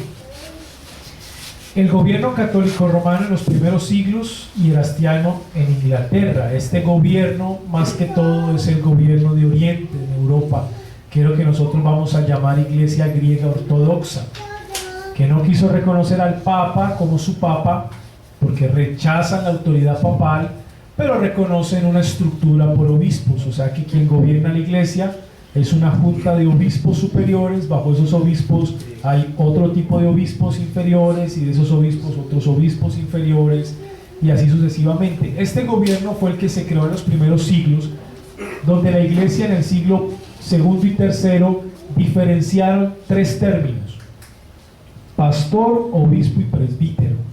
O sea, la iglesia le dio un significado diferente a estos términos. Entonces el presbítero se empezó a considerar en la persona más experimentada, que de alguna manera empieza a tener el control no solamente sobre una iglesia local, sino sobre varias iglesias locales. El obispo está incluso por encima del presbítero, supervisa a los presbíteros, y los pastores son los encargados de cada iglesia local. También se les pudo llamar etnarcas y algunos patriarcas, o sea, padres de la iglesia. Separaron obispo, presbítero y pastor. Eso lo vamos a ver más adelante, como no, la Biblia no demuestra una separación. Realmente es el mismo oficio con diferente nombre. Pero este sistema episcopal le dio a cada nombre un oficio diferente. Por lo general, las iglesias evangélicas pentecostales manejan mucho este sistema episcopal, donde hay un presidente de la misión, así le llaman. Ese presidente de la misión tiene bajo su autoridad presbíteros que gobiernan, acá le diríamos estados. Por ejemplo, el presbítero de Jalisco. Ese presbítero de Jalisco tiene que someterse al presidente de esa misión a nivel nacional. Y bajo ese presbítero están todos los pastores de las iglesias locales del estado de Jalisco, de esa misma denominación, tienen que someterse a ese presbítero, y ese presbítero se somete a ese presidente de la misión. También ocurre que esos pastores de iglesias locales tienen que dar una ofrenda a ese presbiterio, y ese presbiterio a la Junta Nacional, y se maneja así como una especie de pirámide de gobierno. Ya no hay un papa arriba, pero sí hay un presidente de la misión al cual se le debe rendir pleitesía. De una de esas denominaciones salí yo, donde nos decían: va a predicar el presidente de la misión, y casi que todo el mundo presidente, y que escuchábamos el culto como si fuéramos unos santos, y que casi que no, presidente, porque era el presidente, que había que respetarlo mucho y se le rendía mucha pleitesía porque era el que mandaba. Él podía ir a una iglesia local y decir si el pastor seguía o no seguía, él tenía esa autoridad. No, la iglesia no participaba en nada, la membresía. Lo mismo el presbítero que gobernaba el estado. Ahí viene el presbítero a predicar, viene el presbítero. La iglesia ese día se organizaba, y lo que nunca se hacía durante el año, ese día se hacía porque venía el presbítero, para que viera todo bien, todo organizado, todo bonito. Y bueno, bien, estamos bien con el presbítero, con la denominación. Yo estuve en una reunión de pastores y de verdad fue muy decepcionante. El presbítero amenazaba continuamente a sus pastores, una amenaza continua, y les decía: si usted no está dispuesto no sé qué a tal cosa en la iglesia local, entrégueme su credencial, decía, de pastor. Así, yo estuve en esas reuniones como obrero encargado, Y era muy triste ver cómo el presbítero tenía la autoridad de amenazar y amedrentar a los pastores, y ellos tenían que hacer lo que el presbítero dijera. Realmente no tenían ningún tipo de independencia como iglesia local, y el presbítero, todo lo que decía, el pastor copiaba y lo llevaba a su iglesia, y si no lo hacía así, lo amenazaba: entrégueme su credencial de pastor, o vamos a tu iglesia local y reunimos a la iglesia y no sé qué, y amenazas y amenazas. Muy triste. Ese es un sistema episcopal donde por lo general los obispos se dividen en presbíteros, en pastores, y se arma una estructura casi que piramidal. Por otro lado, el sistema católico romano pleno es episcopal, pero con la diferencia de que el que dirige arriba no es una junta de obispos, sino el Papa. Lo que diga el Papa es palabra de Dios. Es lo que se va a llamar la doctrina de la infalibilidad del Papa. El Papa no falla, no puede fallar. Pero si eso es verdad, hay una gran contradicción, porque Juan Pablo II dijo que no había infierno y Benedicto XVI dijo que sí había infierno. O sea que los papas sí fallan. ¿Quién está diciendo la verdad? Cuando Juan Pablo II se presentó en Roma y dio una de sus charlas, de sus conferencias, dijo: el infierno no existe, no es real. Pero Benedicto XVI, el nombre de él es Ratzinger, pero el nombre es Joseph Ratzinger. ¿Sí? Joseph Ratzinger, que por cierto teológicamente es bárbaro, es muy tremendo conocedor de la teología. Lástima que sea católico romano. Joseph Ratzinger lo dijo: el infierno sí existe, y lo dijo públicamente también en la Capilla Sistina. Así que, a ver, ¿dónde está la infalibilidad del Papa? El uno dice que no existe y el otro dice que existe. ¿Quién está diciendo la verdad? ¿Quién está diciendo mentiras? Bueno, ahí está el error de los hombres. Ese gobierno es un sistema episcopal, pero el que manda arriba es el Papa, y de ahí se divide en cardenales, y de ahí en adelante los arzobispos, los obispos, y también hay una estructura episcopal, pero arriba el obispo es el Papa, el obispo que manda sobre toda la iglesia, y que hay una blasfemia cuando se constituye cabeza de la iglesia. Eso es una blasfemia, porque la cabeza de la iglesia es Cristo, no es el Papa. Es una blasfemia. Y cuando él dice que él es el representante de Dios en la tierra, también está blasfemando la Iglesia Católica Romana, porque quien representa a Dios en la tierra es el Espíritu Santo, no es el Papa. O sea que son herejías aberrantes. El sistema congregacionalista, el gobierno descansa en los miembros de la iglesia, únicamente en la membresía. Yo les hablé de una membresía oficial. Entonces la membresía toma todas las decisiones. En este gobierno, en ese sistema congregacionalista, el pastor es un servidor o un trabajador más de la iglesia local, de la membresía. En una iglesia bautista general, que también tuve la oportunidad de ser testigo, podía ver cómo cada año los diáconos de la iglesia local se reunían juntamente con la membresía y evaluaban al pastor a final de cada año por todo lo que había hecho en ese año, y tomaban la decisión si el pastor continuaba un año más en la iglesia o tenía que abandonar la iglesia. Así que a final de cada año el pastor estaba experimentando suspensos y lo dejaba a la iglesia, o la iglesia lo iba a sacar. Se convirtió en un trabajador, en un sirviente de la iglesia, y es muy tensionante. Conozco una iglesia en Colombia que trabaja así, y no han podido ordenar nunca un pastor, nunca, porque el que tenían lo sacaron y ya no les gusta a nadie. A la membresía no le gusta a nadie, tienen un estándar supremamente alto, quieren pues y no lo hay.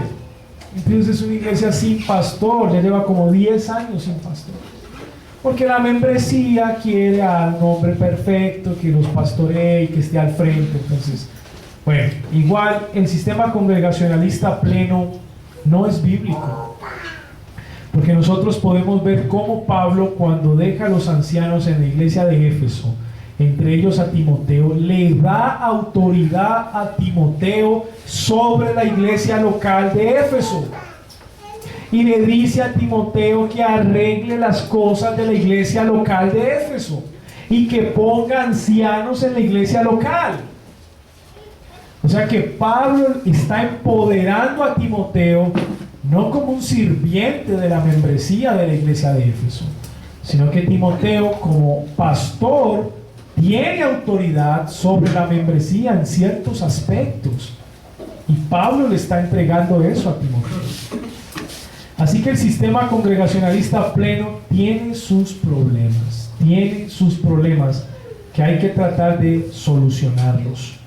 El sistema presbiteriano es un sistema que practica la democracia representativa. Este fue el argumento de Juan Calvino, y en las instituciones de la religión cristiana, en el capítulo donde expone la eclesiología, explica de qué se trata la democracia representativa. Calvino dice: no es sabio dejar que la membresía tome todas las decisiones, porque la membresía puede equivocarse y no toda la membresía tiene la misma madurez. Así que no es sabio que la membresía tome todas las decisiones, nos convertiríamos en demócratas a demagogos. Entonces no es sabio eso. Pero tampoco es sabio que el pastor o la pluralidad de pastores en la iglesia local manden todas las cosas, dice Juan Calvino. ¿Sí? Que ellos sean únicamente los que estén mandando completamente, sino que esos pastores deben estar vigilados por otros pastores de otras iglesias locales en representación de la iglesia. Por eso se llama democracia representativa. Les voy a poner un ejemplo. Por ejemplo, la iglesia Gosén tiene 2 pastores. Muy bien, tiene 2 pastores. La iglesia presbiteriana Gosén, este es un ejemplo, tiene 2 pastores. En el estado de Jalisco hay 10 iglesias presbiterianas reformadas, bueno, presbiterianas. 10 iglesias, cada una de esas iglesias tiene 2 o 3 pastores. A esos pastores pues se les llama presbíteros, porque es el mismo oficio. Y todos esos pastores de iglesias locales tienen una junta en el estado de Jalisco, donde se reúnen todos esos pastores de las iglesias locales, lo cual vamos a llamar presbiterio. Presbiterio porque se constituye de presbíteros de las iglesias locales del estado de Jalisco. Y las decisiones que toma el pastor que hace parte del presbiterio, pues también se basa en la opinión o en el consejo que los otros pastores de las iglesias locales le den. Cada uno de esos pastores que se reúnen en el presbiterio va a representar a la iglesia local, a la membresía de la iglesia local. Este es el gobierno presbiteriano que Juan Calvino explicó y que John Knox, uno de sus mejores estudiantes de la Academia de Ginebra, cuando fue a Escocia, implementó. Por eso se llama presbiteriano, porque gobiernan los presbíteros en el presbiterio. Ahora, ¿qué ocurre acá con este sistema presbiteriano de gobierno? Que las iglesias locales no tienen una independencia total. No hay independencia total de las iglesias locales, sino que hay independencia parcial. Es decir, que ese pastor no va a poder ser confrontado o juzgado por su iglesia local en todas las áreas, sino que va a tener que ser expuesto ante los otros pastores de las otras iglesias locales. Aparte, si algún candidato a pastor de una iglesia presbiteriana, bueno, quiere obviamente cumplir su proceso, tiene que exponerse a la evaluación que el presbiterio le haga. No la iglesia local exclusivamente, sino el presbiterio, la junta de presbíteros y de pastores le haga para ser evaluado y así pues salir favorecido y ser pastor. Así que no hay una independencia total de la iglesia local, sino que hay una independencia parcial al presbiterio o a la junta de presbíteros del estado de Jalisco. Este es un ejemplo. Ese es el sistema presbiteriano o democracia representativa. Es el sistema de Juan Calvino.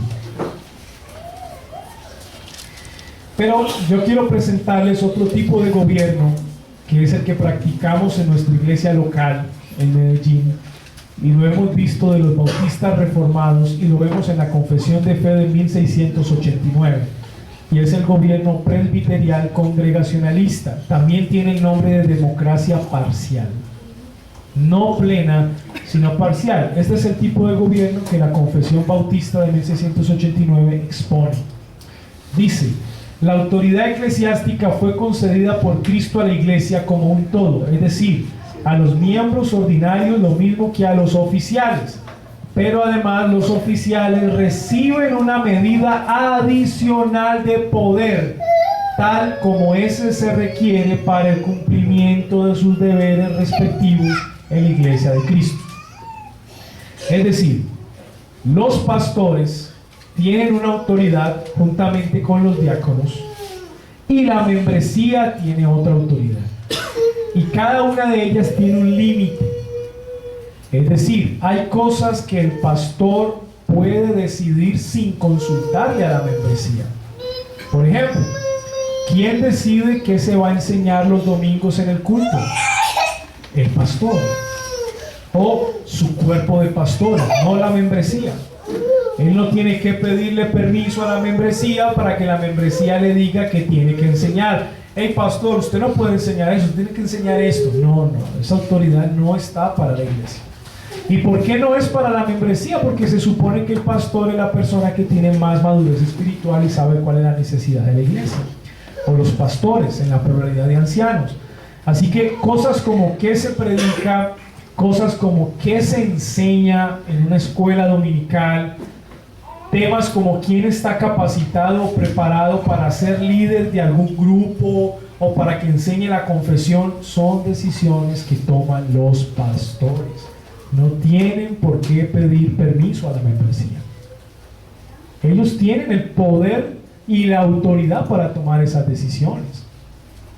Pero por ejemplo, si el pastor le dio por excomulgar a un hermano, no lo puede hacer.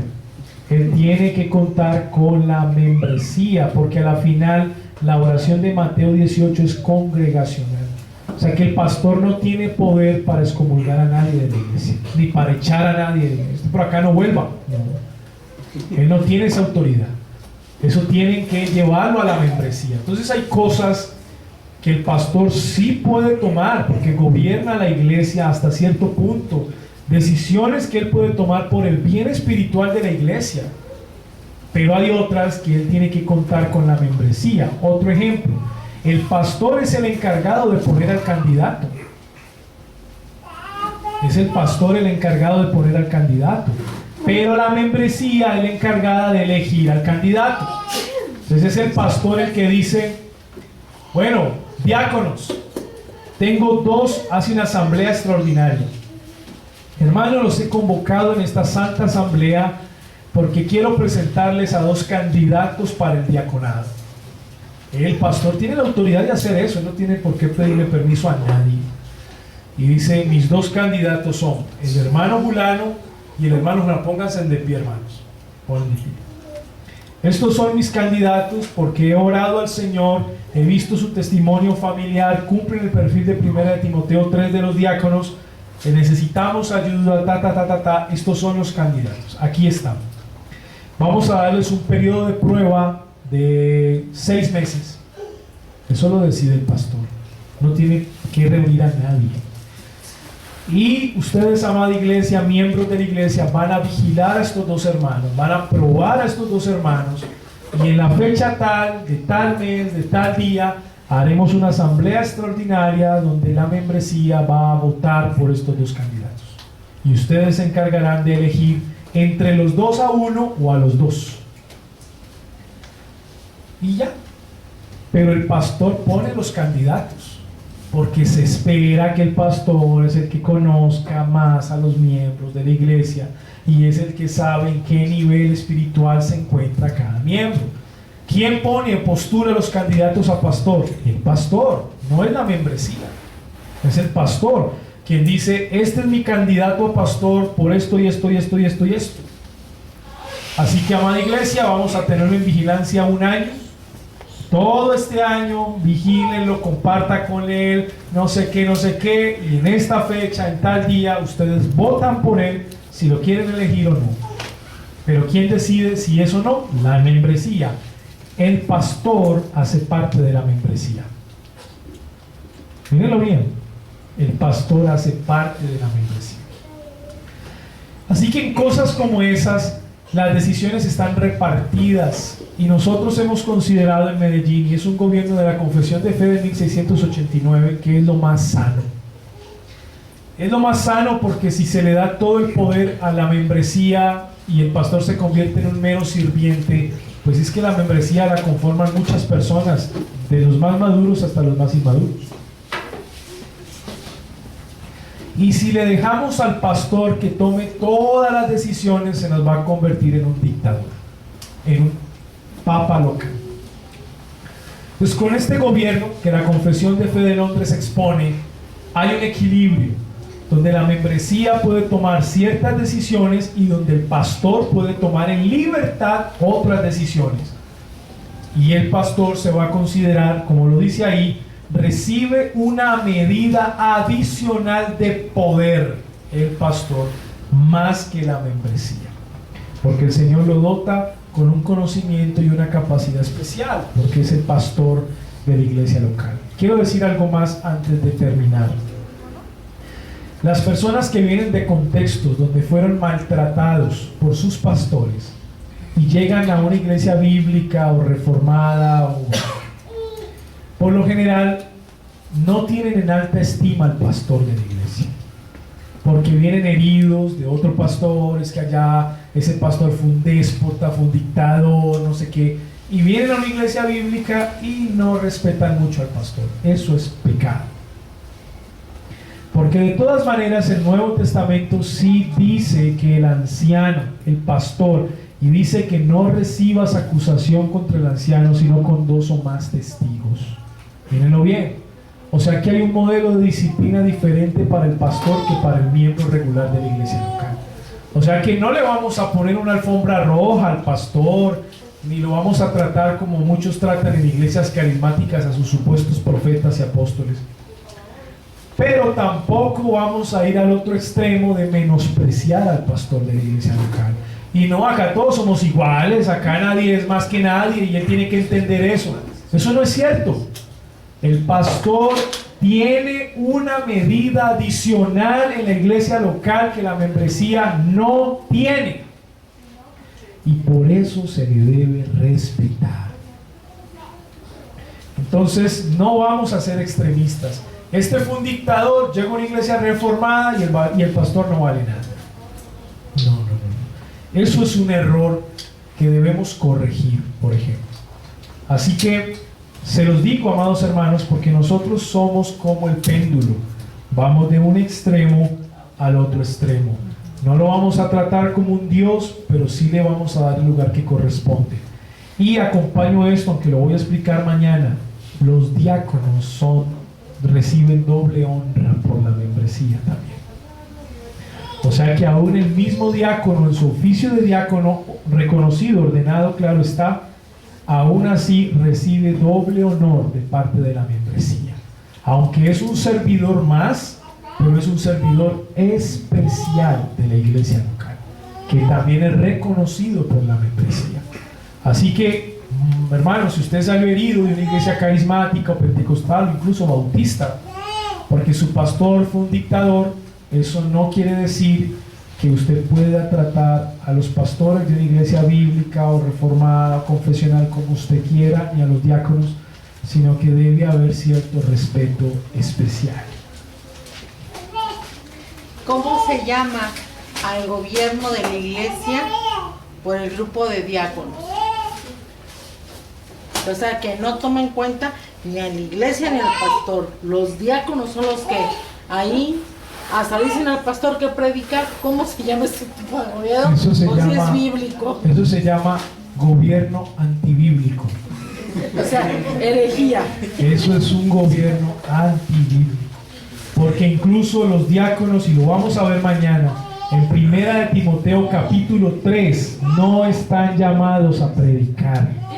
Están llamados a enseñar, a servir. No a predicar, sino a servir. Ahora, el diácono que tenga don de enseñanza puede predicar, pero originalmente el diácono no está llamado a predicar ni a enseñar. Es el pastor. O sea que realmente es antibíblico. Madurez espiritual, ¿qué es lo que abarca? Madurez espiritual es una persona que doctrinalmente conoce lo fundamental de las Escrituras. Y te lo voy a describir en manera simple.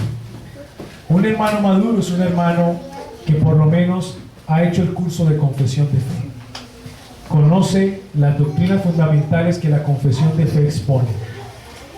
La doctrina de la Sagrada Escritura, conoce la doctrina de la Trinidad, conoce la doctrina del decreto de Dios y la predestinación, conoce la doctrina del hombre y del pecado, conoce la doctrina de Cristo como el mediador, conoce la doctrina del pecado original, conoce la doctrina de la justificación, de la regeneración, de la santificación, de la adopción, de la glorificación, conoce la doctrina de las ordenanzas, del bautismo, de la cena del Señor, de la disciplina eclesiástica, y conoce la doctrina escatológica de los últimos días. Esa es una persona doctrinalmente madura. Escúchalo bien. ¿Qué se espera? Que esa madurez doctrinal que tiene la refleje en su vida práctica. Por ejemplo, sometiéndose a una disciplina preventiva. Cuando el pastor predica, sale a obedecer lo que el Señor le dijo ese domingo. Si tiene una ofensa contra un hermano, sale a aplicar Mateo capítulo 18. No juzga rápidamente al hermano, espera en el Señor el proceso debido. No anda murmurando de los hermanos, no anda criticando de la iglesia. Eso es una persona madura en la práctica. Así que es alguien que ha ido creciendo en santificación.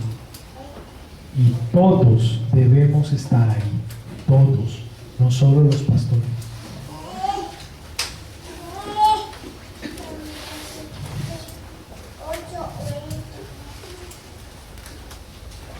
Vamos a ver qué sigue.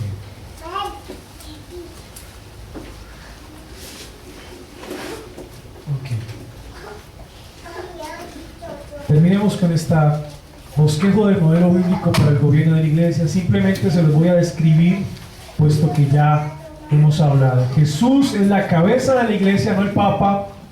Los apóstoles son el fundamento, ya lo hablamos ayer. No hay más apóstoles para el día de hoy, porque ya ellos pusieron el fundamento. Luego siguen los pastores o ancianos u obispos. Es el mismo oficio, no son diferentes. No son diferentes. Luego los diáconos son ayudantes de los ancianos y luego los miembros de la iglesia. ¿Y por qué está esta estructura? Porque ya se las expliqué. El pastor recibe una honra y un respeto, un reconocimiento especial en la iglesia local. Luego los diáconos son de doble honra, dice 1 de Timoteo 3, y luego la membresía. Y aclaro este último punto. Los pastores y los diáconos son miembros de la iglesia, dentro de la iglesia bautista reformada. Son miembros de la iglesia. Cuando ustedes hagan el acta de membresía oficial, van a ver que en el púlpito el primero que va a firmar eso es el pastor encargado o obrero encargado de esta iglesia local. Es el primero que tiene que firmar los deberes y derechos con la iglesia local. Y luego de él siguen los candidatos a diaconado, y luego de él los miembros que han realizado la confesión de fe. Firman públicamente y hacen su juramento delante de Dios y delante de la membresía. Así que este modelo describe muy bien la estructura correcta, hermanos amigos. La iglesia también tiene mucha responsabilidad con el pastor de aprenderse, de estar en el conocimiento de la confesión, para cuando el pastor, no es que estemos vigilándolo, pero si el pastor hay una variación de la confesión, la iglesia, como teniendo el conocimiento, puede alientar al pastor o al hermano que vuelva a la doctrina.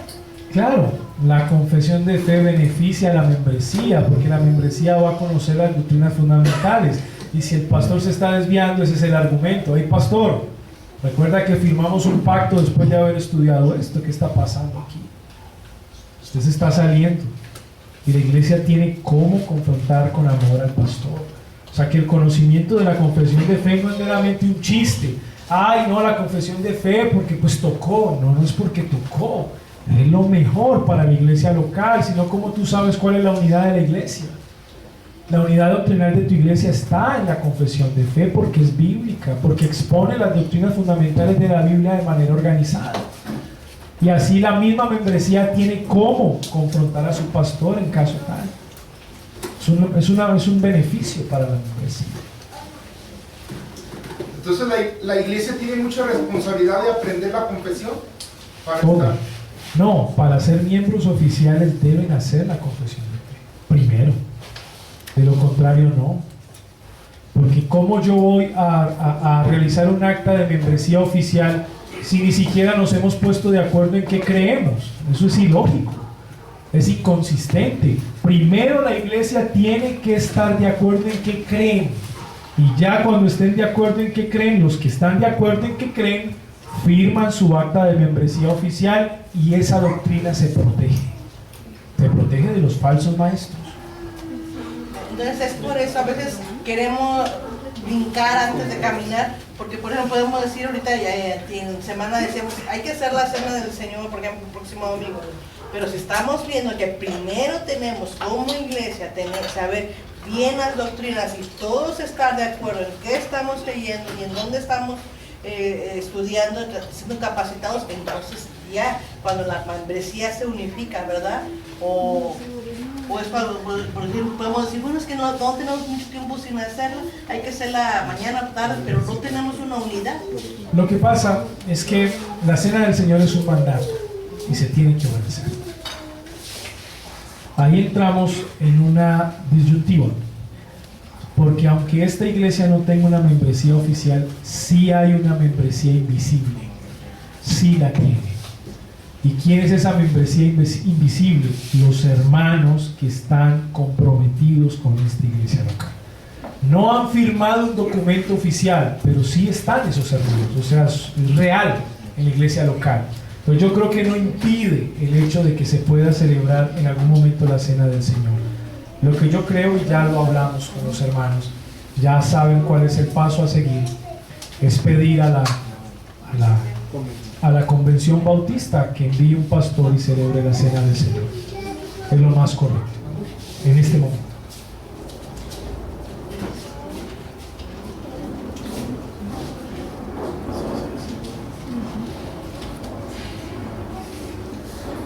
¿Alguna otra preguntita o nos vamos a casa, hermana?